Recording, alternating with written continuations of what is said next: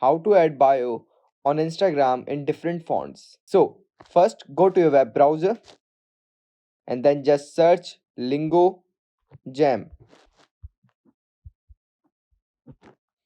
After searching for Lingo Jam, just tap on the first link and here type your Instagram bio. And now you can see there are so many options for fonts. You can select any of these font.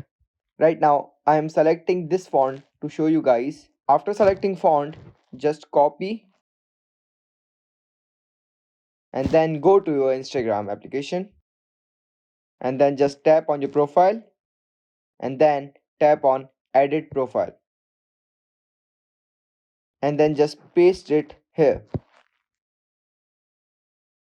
So now you can see this font is different from Instagram official font.